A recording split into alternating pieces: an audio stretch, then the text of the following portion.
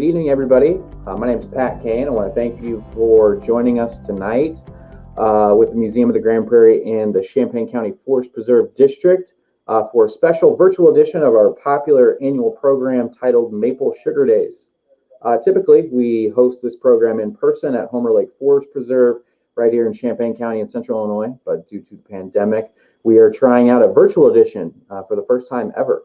So I want to thank you all again for joining us. Again, I'm Pat Kane, Public Programs Visitor Services Coordinator with the Museum of the Grand Prairie, part of Champaign County Forest Preserve District. I want to especially thank John Garvey, who you will meet in just a few moments, volunteer with us for helping with tonight's program, who typically helps each year with this awesome annual event, Maple Sugar Days. Before we get into tonight's program, I did want to go over a few housekeeping items, some upcoming events, and some other things related to the Museum of the Grand Prairie and Champaign County Forest Preserve District. So first and foremost, let us know where you are watching from. If you haven't done so already, we always love to know where everybody is tuning in from each one of these programs. So let us know in the comment section down below where you are watching from. Ellen is tuning in from Blue Mound, Illinois. RW tuning in from Clark Summit, Pennsylvania. Beth also tuning in from Pennsylvania. Diana tuning in from Mahomet, Megan in Royal, Illinois, Carolyn tuning in from Naperville, Lynn tuning in from Iowa, Inez tuning in from Chicago, Nancy tuning in from Pennsylvania, Michelle, hey Michelle, good friend, tuning in from Champaign, Myra tuning in from Cicero, Illinois, and Lisa tuning in all the way from Louisiana. So thank you so much to everybody for tuning in tonight. Really appreciate you letting us know where you're watching from. Another point, if you have questions throughout the program, also feel free to write those down below in the comment section. A question may pop up in your head. Write those in the comment section down below. A little bit about us, if you don't know anything about us.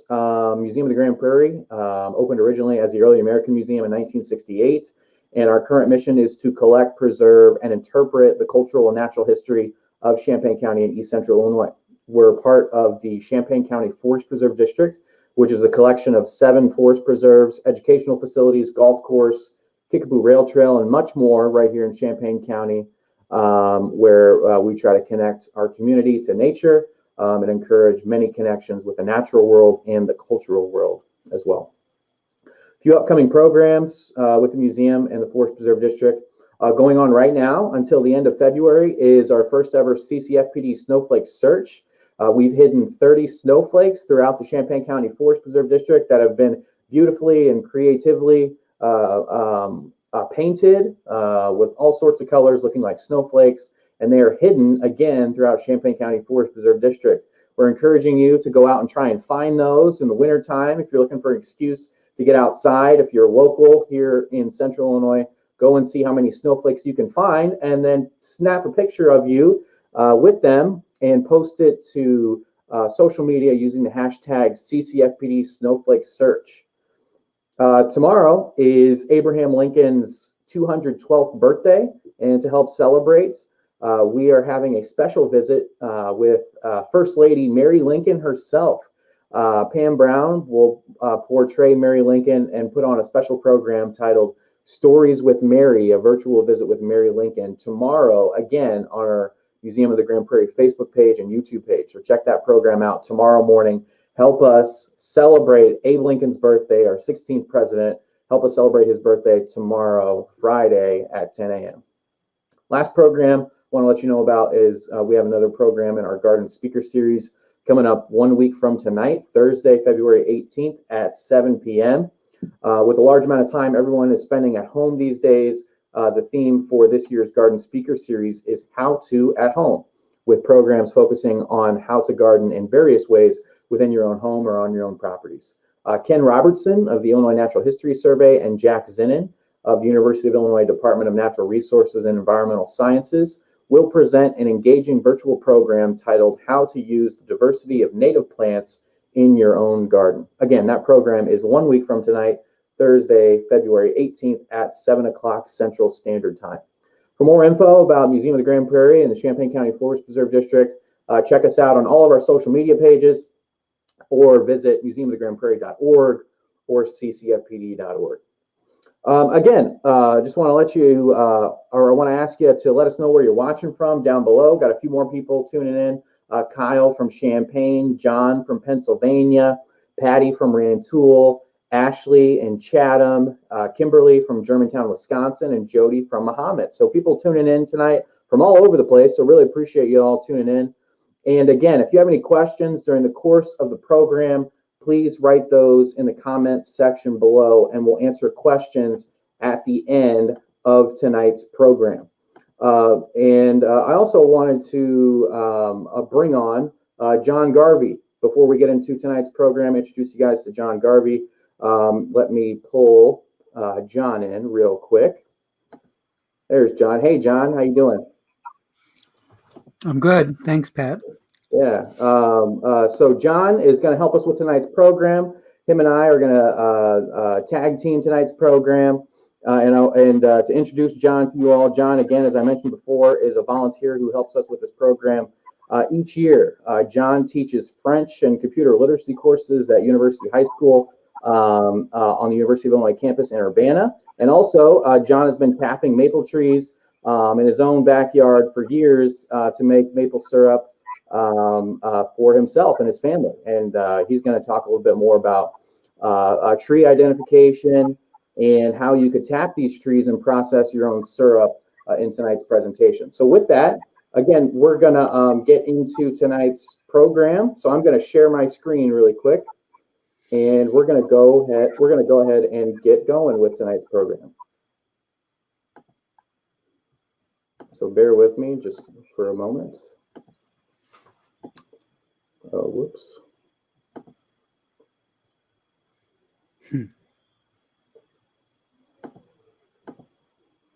Okay.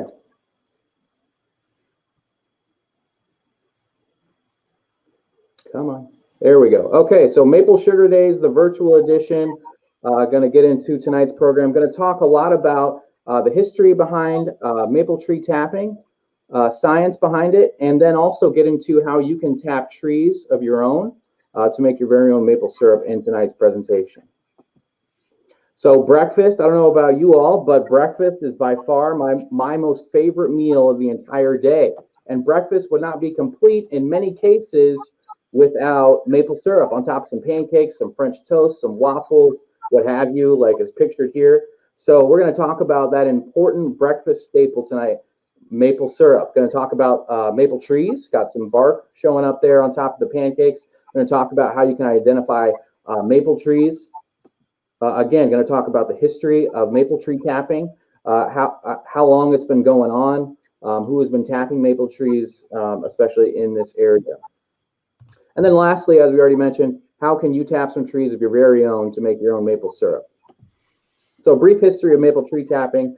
We can go into great detail about this, but just briefly, maple sugaring is unique to North America. So even though Europeans, they also have maple trees in Europe, the climate that we have here in North America, especially where we live and other parts of the country that have similar climates to where we are in Central Illinois, makes it a great place for maple tree tapping. The reason for that is, we'll talk about a little bit later, is we have typically here in this area in late February and early March, the Goldilocks conditions, the perfect conditions to tap maple trees. And those perfect conditions need to be consistent days where we have the temperature above freezing, above 32 degrees Fahrenheit during the day, and then dropping below freezing at nighttime, below 32 degrees Fahrenheit at night.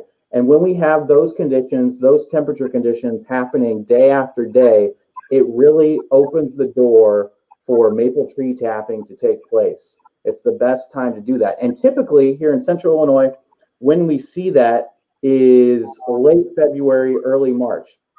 So the reason behind planning this program for tonight, February 11th, is even though right now in Central Illinois, it's pretty dang cold. It's been cold for quite a few days in a row.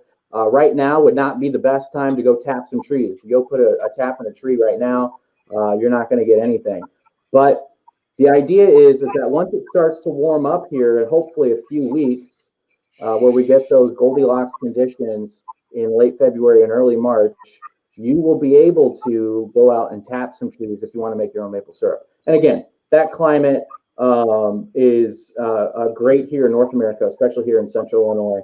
And Native Americans have been tapping maple trees for centuries, especially in this area, long before European settlers arrived in North America. Native Americans use maple syrup not only for sweetening, but as sustenance and even in as a form of currency, maybe bartering with some maple syrup to trade for some other things that Native Americans may have wanted from other European settlers or other Native American groups.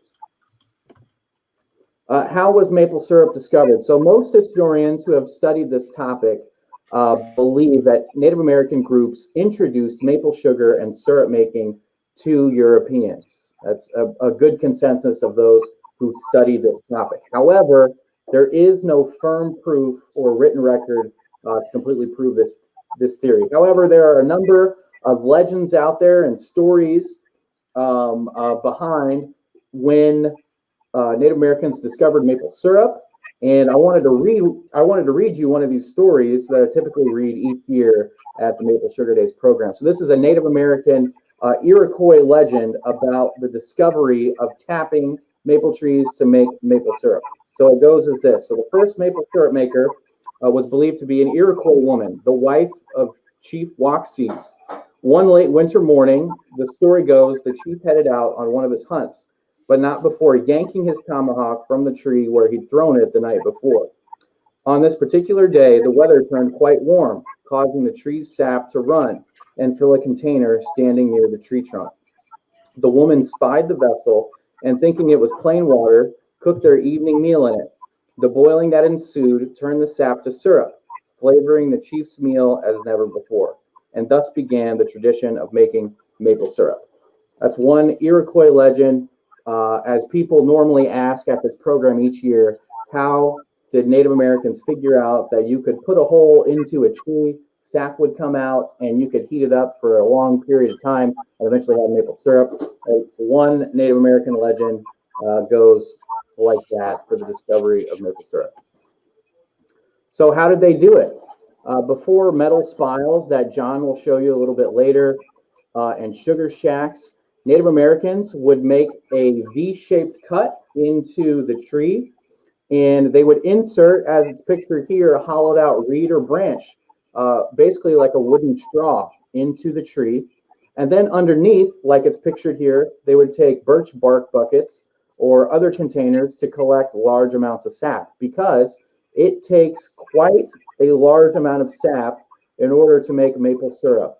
You have to collect 40 ounces of maple sap from the tree, heat it up for a long period of time, boil it down, create a whole bunch of steam. You have to collect 40 ounces of maple sap to make 1 ounce of maple syrup. So you have to collect a large amount of sap to do so. And Native Americans did in birch buckets using these hollowed out reeds and branches shoved into trees. And then, as I just mentioned, you have to remove all of the water from the maple sap to leave more and more of the sugar content behind, leaving you with that syrupy consistency. So how do you do that? How do you remove the water? And without boiling, without metal pots, how did Native Americans do it before they ran into some metal pots that they may have traded with other groups? Well, one option is using the method known as fractional freezing. So this would be a method that was used before metal pots, or I guess you could use it if it's your preferred method. So as we see in this picture here, there's a large amount of sap collected in this tree container, this hollowed out log.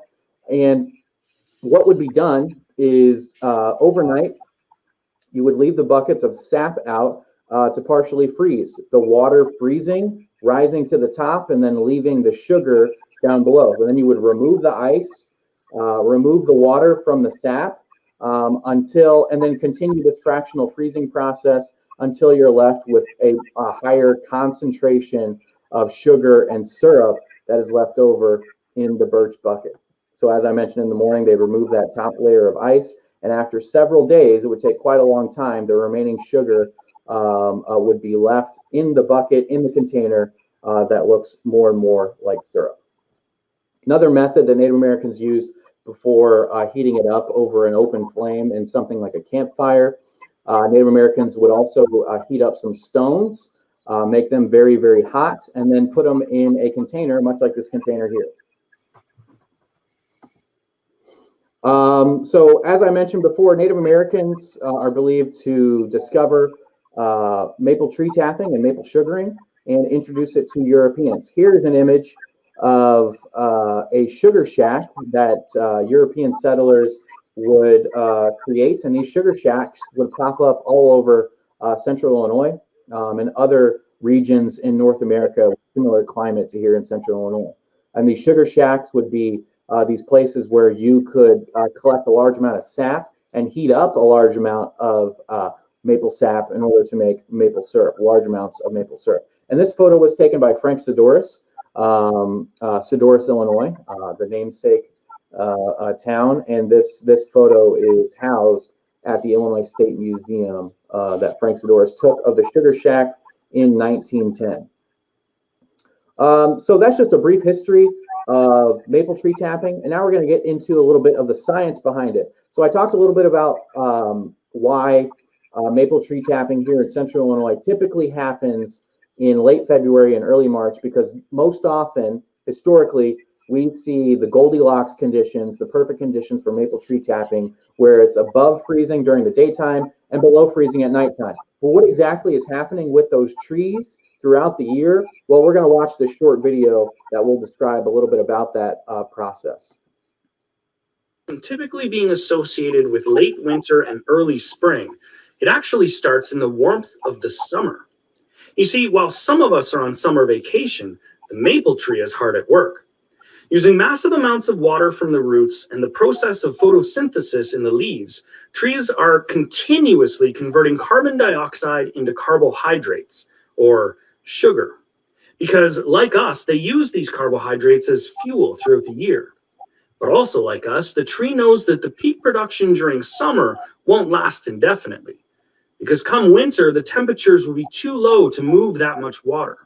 So like a wise homesteader, the tree saves up its excess fuel and stores it for future use.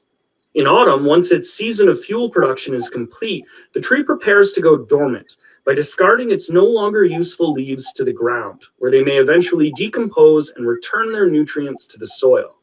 As the temperatures fall below freezing, that massive column of water solidifies in place, trapping and compressing tiny bubbles of carbon dioxide.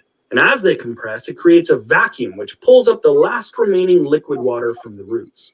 Then for 4 or 5 months every winter, as snow falls all around it, the tree simply rests, confident that its hard work will pay off in the spring.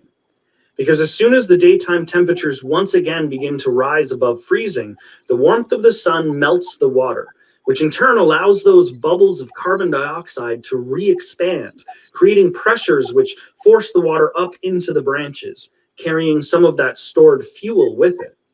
This wakes up the tree and allows it to begin producing new leaves so that it can start the process all over again. And that's where we come in. Because when the tree is tapped with a spile, it creates an opening where some of that pressurized sugary water can escape. And that's why maple syrup season typically falls between February and April, depending on the location, because it's the cycle of below freezing nights followed by above freezing days, which causes those bubbles to contract and expand, forcing the sap up and down the tree. But once the temperatures settle out and the leaves begin to grow, the flow stops, and maple syrup season ends until the following spring. But luckily for us, we're not quite there yet. All right, so we see the life cycle of the maple tree throughout the year, what it's doing in each season, and then also video highlighted again that perfect season for maple tree tapping that we're getting ready to get into here in central Illinois, where we have above freezing temperatures during the day and below freezing temperatures at night. Those conditions creating almost like a natural pump, pumping up life into the tree, pumping up sap into the tree, which could eventually the tree could be spiled and you could collect sap of your very own. And typically being associated with late All right, so I'm going to turn it over to John. John's going to talk a little bit about how to identify maple trees. Yeah, hi, thanks, Pat. Oops, I'm hearing myself echo. Okay, that's better. Generally, most of us know what a maple leaf looks like. You should recognize that there are multiple types of maple trees. The best ones to use are clearly what are called sugar maples. I'll show you a picture of their leaves here in a moment. There are other maples that are native to around here. There are also silver maples. If you're familiar with silver maples, they tend to be very fast-growing trees. They're not very strong. They do have sap. The sap does have sugar in it. They can be tapped and they can be boiled down, but in terms of overall productivity and quality of syrup, what you want to look for is the sugar maples. If you could go ahead a little bit and we could look at the leaves. Right, okay. So you can see that there is a significant difference. The sugar maple is probably the most typical maple in a picture book looking maple leaf that you would have. They have smooth edges between the lobes, and the red and the silver have more toothy edges. They're smaller, in the fall, the sugar maples are going to generally turn a much brighter red than the other two do. But as I say, they all can be tapped. The reason I started doing this in the first place was because about 20 years ago, my wife realized I was getting restless for the garden about this time of year, and there wasn't much to be done. But we have three maple trees in my yard, and two of them are sugar maples, one's a silver. And so she got me some spiles. I'll show you what those look like in a few minutes. And I just started this without any of the science, without any really knowledge. I should back up a second, because when I first learned to tap maple trees was more than 40 years ago. I was glad to see the Pennsylvania people were here, because I was in college in Western Maryland in the mountains. And I had a class where we did learn to tap maple trees. It was basically biology for non-majors. And Western Maryland is not a place that you think of for being able to tap maple trees. But we were cold enough and high enough that we were able to do it. Normally, you think much more New England and Canada for that. But we're at the southern limit of where you can do it here, but it still does work. And generally, with the three trees, I can get 40 gallons of syrup or 40 gallons of sap from my trees. If you could go one more, Patrick, I think. Yeah, the other way that you recognize the sugar maple from the silver maple, the sugar maple spinny seeds are somewhat smaller. They tend to fall further from the tree than the silver maple, because they are smaller. They can fly further. But this also requires you to plan ahead. If you're looking in the summertime, you have to look in the summertime for when the leaves are. A little slightly higher version of recognizing the tree. If you do a little bit of research, you can find the barks of the different maple trees are significantly different too. So if you want to use that as an identification, that's also possible. So that was my brief introduction to that. Pat will talk about what we actually have available as a facility around here. Yeah, so at Champaign County Forest Preserve District, when we do this program each year, we typically do it at Homer Lake Forest Preserve, because there is a historic 200-year-old maple sugar grove where we host these programs each year, where maple trees have been tapped for over 2 centuries there. And then here's a picture of that maple sugar grove. As you can see, of course, there's a group of us gathered around a fire, where John is sharing all of his wisdom about how to make your own maple syrup. And then you can also see some buckets. Some trees are tapped here, some buckets, some pails, collecting some sap from these trees. Eventually, that will be heated up to create some maple syrup. Here's another picture, just to give you an idea of what the maple sugar grove looks like. As John was mentioning, another way you can identify these trees is if you're really good at it in the wintertime, you can identify them by bark. I've got quite a few maple trees in this maple sugar grove at Homer Lake. And we got, again, we have this program each year and show people how to tap trees of all ages, and visitors of all ages how to tap their own trees. And then here's John around the fire talking about the processing phase at Homer Lake Forest Preserve, and I believe that's what John's going to talk about next. If you want to tap your own trees and make your own maple syrup, how do you do it? Well, John, I'll let you tell them a little bit more about that. Very good. Okay, so you've identified the trees, and the amount of equipment that you need is relatively small. Really, the most specific, sophisticated thing is a spile. I don't know if you can see me holding it up, but the spile is at the top there. But these are my spiles. I have 4 or 5 of these. I'm zooming out on my camera. And they are come specifically made so that they will fit easily into a hole that you bore into the tree with a hook that hangs down below, so that you can hang a bucket for them. When I first started doing this, I did not have a powerful enough battery powered drill, so I had to carry a long extension cord to my the trees in my yard with the regular old electric drill. But since they've gotten better and I have a more powerful one, now the significant thing you need is you have a picture of a 5/16, 17/16 drill bit. I generally use this type. If I can hold it up a little closer, I use a spade bit type because it drills a nice clean hole relatively quickly. You can use any kind of drill bit, but it should be no bigger than ½ inch. Mine is ½ inch. And you drill it in about, well, we'll talk about that in a moment. Buckets are there for collecting the sap. If you look up even amateur maple syrup making, you're likely to find people who use if they have multiple trees, if they have a small forest of their own, there'll be a lot of people who use spiles with tubes connected to them, which will collect in a large tub or a large bucket. That would be very handy. But I use a small bucket. I have basically just these paint buckets that I bought at the hardware store, and they fill up, on a good day, they will fill up several times. I think that's a 3-quart bucket, and it fills up several times. And so even though it seems very daunting, if you actually hope to get, as Patrick said, it's 40 to 1. You start with 40 gallons of sap, which kind of is a lot. You will end up only ideally with a gallon of syrup. We never get that much. I'll get a couple quarts on a good year. But you're just constantly collecting the buckets and dumping them into a larger holding bucket. And I usually wait till I have 10 gallons or so. And then I start to, the hammer, by the way, the pictured hammer is really just to gently tap the spile into the hole that you drill in the tree. And it's a very rite of spring for me every year when I drill the first hole and tap the first spile in, and that first drop that comes out, and they start to pour immediately. If you've got the weather right, and if you've got and the conditions are right, they don't wait to start dripping. Sometimes it's very satisfying. They'll start gushing. And now I say that, and I keep wanting to back off.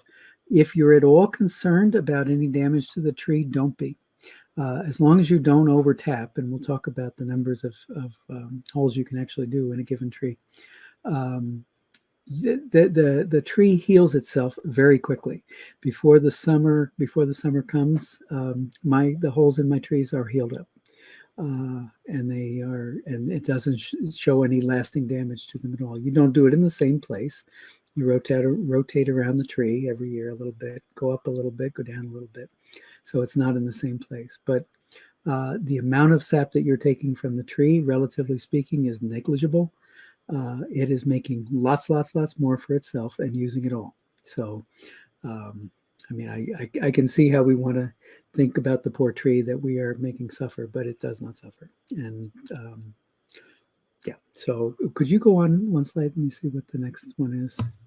Right, okay, so you would drill a hole, angle it a little bit so that there is a downward slope in the hole, so ultimately the spile is dripping into the bucket, not straight out. It will work if it's straight out. This is not hard science here, but it does tend to make it a little bit better. You only want to go about 2 inches in, but most of the time your drill will only allow you to do that anyway. The spile is going to fit in place, so you're not going to do damage if it goes further. Could you move one more, please? All right, and that's what it looks like when the spile goes into the hole. they are made so that they are basically little funnels, and they fit in tightly into the hole so nothing leaks around them, and then you hang the bucket from that hook. And the next slide. Now, this shows relatively. I've never tended to worry about this because my trees, I'm happy with one hole per tree. But if you get thicker and older, we could do this in the maple grove. Several of them would easily take 3 taps without even showing any wear. Because some of them are quite old and some of them are quite big. A maple tree, I just learned this today, a sugar maple tree can live a long time. Some of them are 300 or 400 years old. Not the ones we have around here, I don't think, but there are ones up in Canadian woods that are that old. So multiple taps is possible if you wanted to if you have a large tree and you wanted to maximize your production. Okay, move along one more, please. All right, and as the sap pours into the buckets, you collect it. Now, the buckets that we have out at Homer Lake, they are slightly larger, and they do have the advantage of having little covers made for them, so that one of the disadvantages of doing this is the weather can be very variable. It can rain, it can snow again, everything could freeze up. Or what was the least pleasant is towards the end of the season, it starts to get warmer, and everything is coming alive and everything is coming out. And so you start to get insects interested in this very mildly sugary water. For us, it looks absolutely clear. If you rub your hands in it, if you dip your fingers in it, you'll get a little bit of a tacky feel, a little stickiness to it. But you would really have to be a very creative imaginer to taste it and think that there was any sugar in it at all. At the first thing, but the bugs like it and the animals like it, so having a cover for it is really helpful. But generally, I mean, I'll mention this in a few minutes, but I do a lot of filtering, so anything that does fall into it, rain is not going to be dramatically a harmful thing. If it freezes, it melts again. So there's a lot of nature happening when you're doing this. Okay, go on ahead, Will. All right. So as you pour the sap into your buckets, I have several large, as I said, 5-gallon collecting buckets, and I fill a couple of those before I start doing any cooking. You want to filter it, whether it's for pieces of bark or animal I don't want to say droppings, but bits that fall from the tree.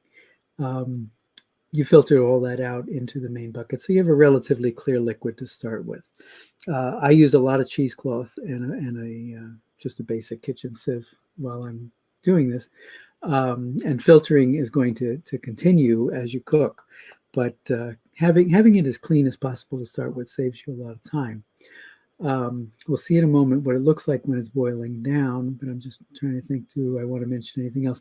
This picture that you see here is really rather late in the stages when I'm starting to cook it on a smaller stove. Okay, next one. All right, so boiling it down. What I've changed my setup from the beginning. When I first started doing it on the back porch of my house, it was very long. It took a long time. Still takes quite a long time, but I would use essentially a roasting pan, that the type that you might cook a turkey in or something, and I set it up on a camp stove, and then just use propane to continually add sap to that. As it boils down, and it will boil down, it starts looking like you see in that pan there, but it will start to foam up. You skim off the foam. There's a lot of skimming with the filter as well. I can continue to add cups or quarts of sap as I go. And I'll just do this. It doesn't require a lot of watching at this point. I'll just set it to boil and leave it, come back in half an hour, 45 minutes, and add some more, and add some more, and add some more. It'll go on. And I'm collecting sap all the time. I can stop it at any point. Usually I'll come home from work and I'll boil sap for 3 or 4 hours until it's time to stop, and put a lid on it and let it sit for the next day. If you were doing this in any kind of professional or large scale thing, obviously you wouldn't do that. You would do everything you could all at once. But I'm a hobbyist, and it still works, and it still gets syrup. So I continue to add sap, as I say, as long as I'm getting it, and as long as the trees are producing it, I will continue to add it. I don't have to do it in separate batches. Really, the science behind this is that there is sugar in this sap. And just like if you dissolve sugar in water and then boil it down, the more you boil it, the more the water evaporates, the more the sugar is going to be concentrated in the liquid that you have. The more sugar there is and the less water there is, the higher the boiling point. So as it gets thicker and gets darker and gets more syrupy, it's gonna boil less. It's still going to be heating, but it's going to be less of a vigorous boil. So there is a process that is going on with this all the time. And then if you add more sap to it, it dilutes it again, and then you just keep doing this. My syrup tends to be a little dark, probably more dark than you would see in the store. That is not a question of quality. It's just because it has been reduced almost to a syrup state multiple times. But it still tastes good, and it still works exactly the same way as it would for syrup. So let's see. So I continue to add the raw sap. I'm just looking at my notes to make sure I'm not forgetting to tell you anything. All right, go ahead. All right, and then there's a line that we usually use early on. The reason all of this is done outside, as I just alluded to, we've got 40 gallons of sap, say, getting ultimately 1 gallon of syrup. That means you've gotten rid of 35 gallons of water into the air. If you try to do this indoors, especially inside your house, we always say you just lose all the wallpaper in your house. It is not a good idea to try to do any of this in indoors, except the very end, when I've gotten down to no more sap, and my the stuff that I'm boiling in the pan starts to really seem, and you taste it. You take a spoon or you stick your finger in it, whatever. And it tastes like syrup, and it's getting sticky. It's a little bit more syrupy than it was for all this time.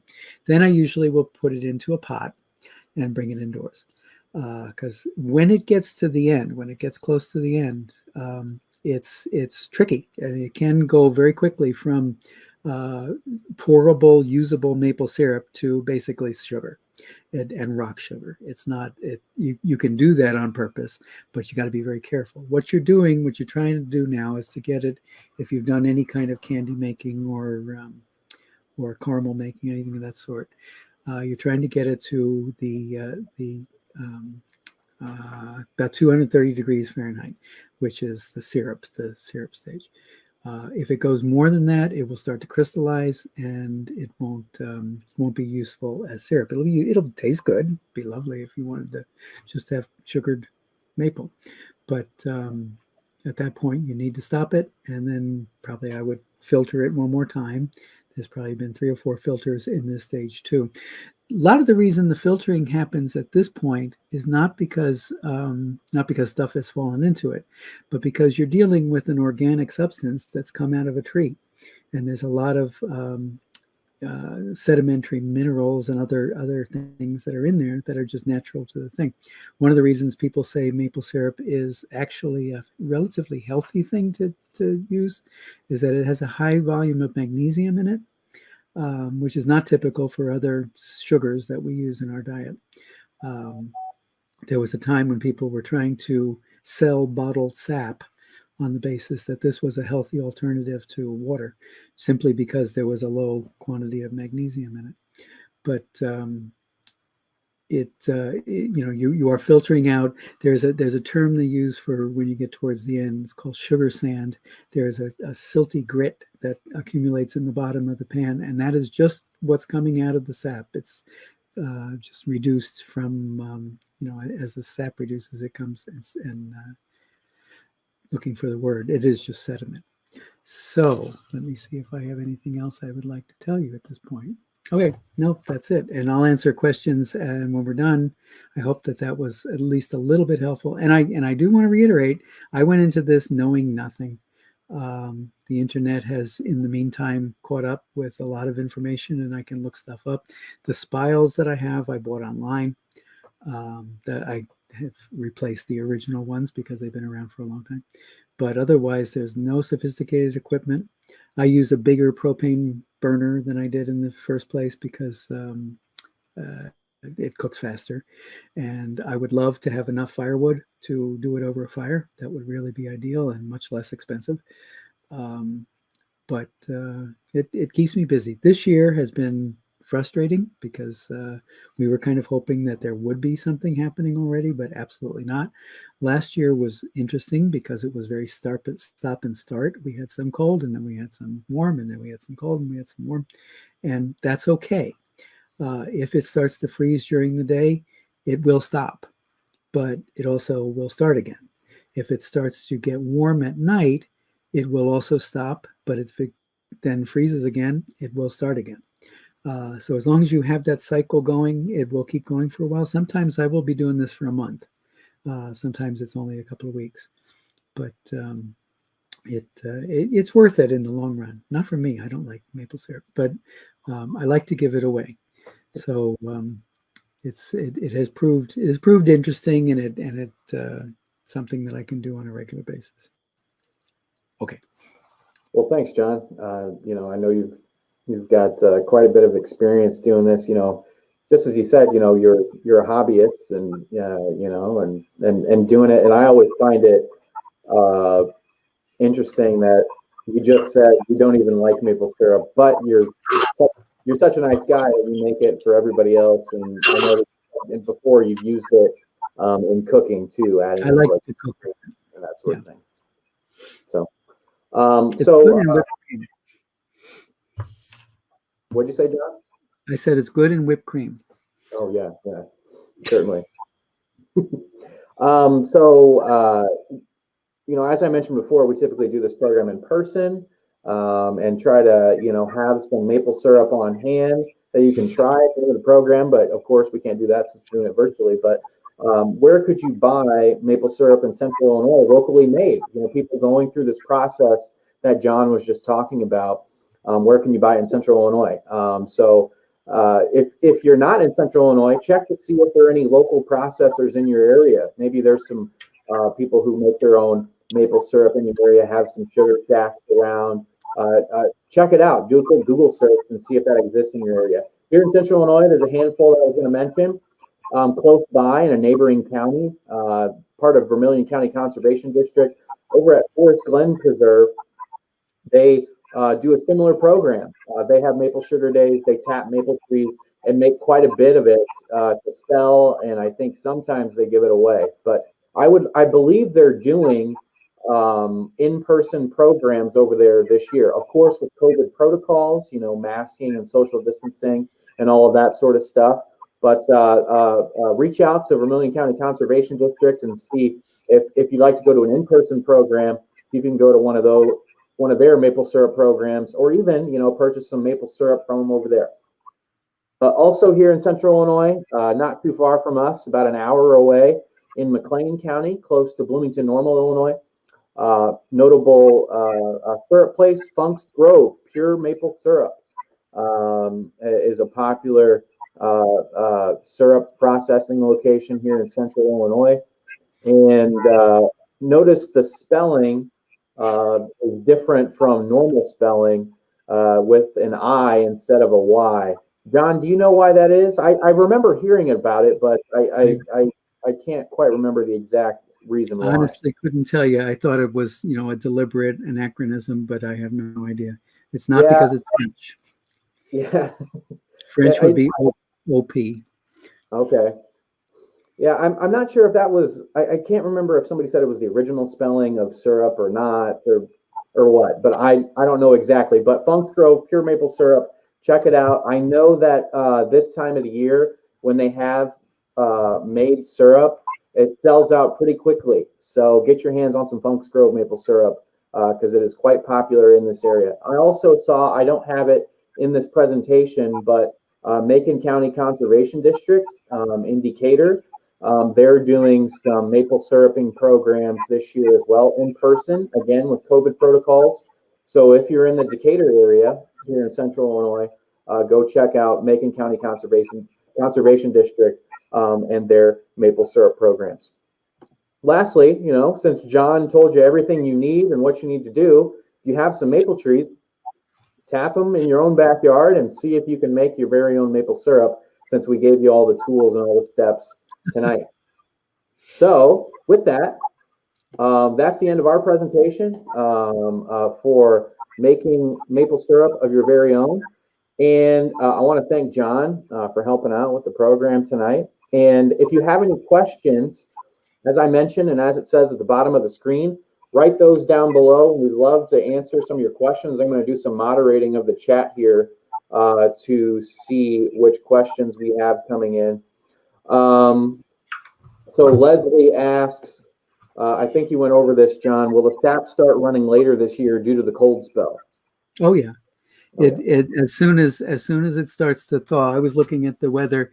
We're still locked in for at least another week.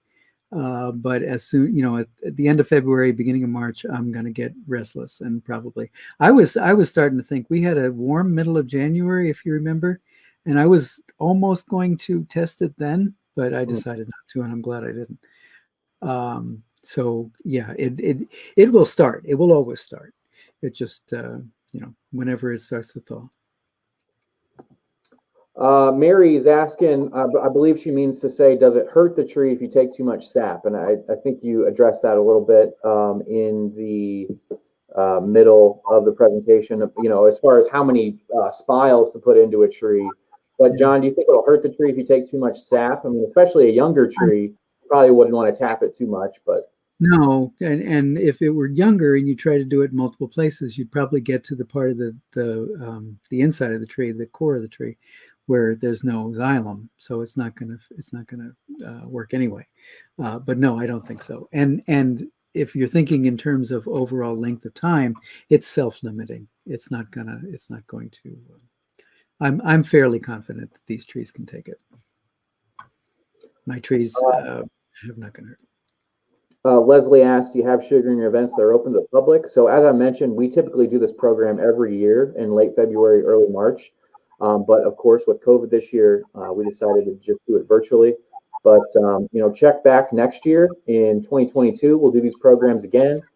And as I mentioned before, if you're in Central Illinois or if you're local, check out Vermilion County Conservation District or Macon County Conservation District, as I know they're doing programs in the area this year. Of course, space is limited and there's COVID protocols in place. So you may want to look into that information. Or, if you're not in Central Illinois, chances are there might be other conservation districts or forest preserve districts or local syrup processors who may do similar programs. So just take a look around and see what you can find.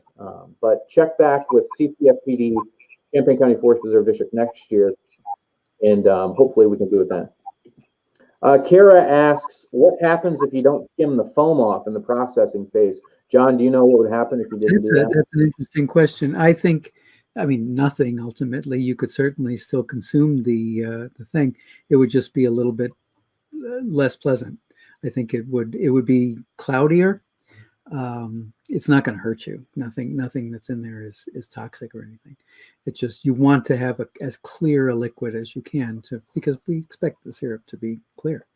But it's also a way of tending to it. It's not that time consuming. I'll do that once or twice an hour while it's cooking, so it's not that hard. Jan is asking about the sugar sand that you talked about. Is that something that you would discard? Yeah, that gets filtered out when you're passing it through the cheesecloth as well. It's fine, but it's not that fine. And it's as I would pour the syrup as it's cooking through the cheesecloth, then it's gone. It's not sugar. It is not. It doesn't taste good. Also has an interesting story here. A friend tapped a sugar maple tree located in a city and was sad to taste it since the syrup tasted like sewer. Oh boy! Apparently the roots were wrapped around sewer pipes. Well, that brings up a point too. And another question that people typically ask at this program each year is, why maple trees? Why tap maple trees? I mean, can you tap any tree, or is there a reason why you tap maple trees? I know that maple trees have some of the highest sugar content out of all the trees that we have, especially in this area.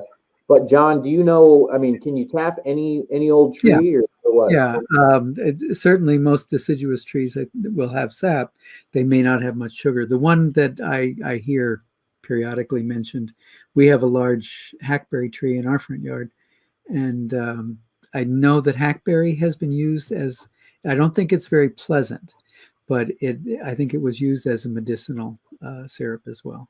So, that's possible. I wouldn't want to mix them though. You'd ruin the sugar maple. Yeah, That story about the sewer pipe, I'm going to probably steal that and pretend that I knew it in the first place because I love it. yeah. I guess the tree is what it eats. So Yeah, yeah, um, I've also heard black walnut trees. Maybe tap those. I was talking to another staff member today. She did say not to tap a cherry tree because of harmful yeah, materials in there. And Barb and I were talking today about well, you're not supposed to eat the pits of stone fruits like cherries and yeah, peaches perhaps. Yeah, for similar reasons. So I think they um, have a small amount of arsenic. yeah, yeah. Cyanide, Denise cyanide.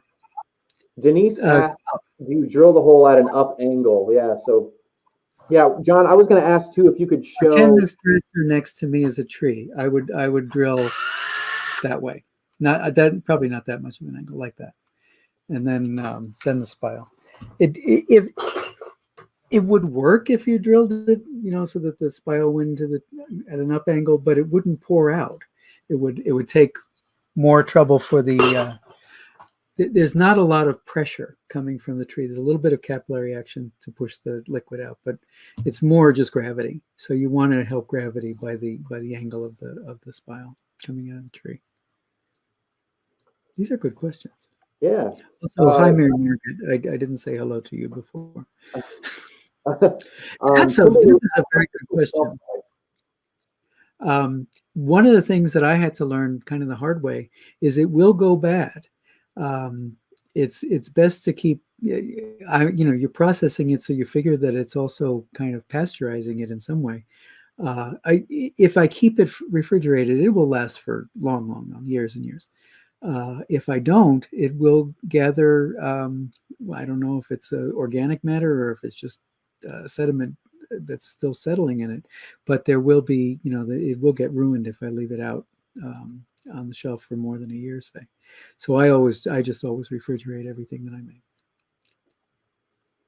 Anne has a story. I used to live in Canada. I remember going on a field trip in fourth or fifth grade, learn about maple trees. We got to taste maple syrup on fresh snow, real life snow cone there. That sounds pretty good. Yeah, this is I was going to say the one good thing about doing this way this year is normally on a maple syrup day, I will spend 8 hours outside next to a lake, and the lake has been frozen solid on some cases, in snow sometimes, mostly in a lot of mud, because this time of year it can be very variable. But when there is snow, the idea of pouring almost complete maple syrup on fresh snow is just lovely because it will crystallize as you do that as well. And that is a very Canadian thing when you go to the sucrerie. Anne also asks, well, she says, "Thank you. I learned a lot today. Is it acceptable to try and tap a sugar maple tree from a local park?" I think I would, you can't, at least at CCFPD, you can't come and tap our trees without permission, of course, but I would make sure to get permission from wherever if it's not your own tree.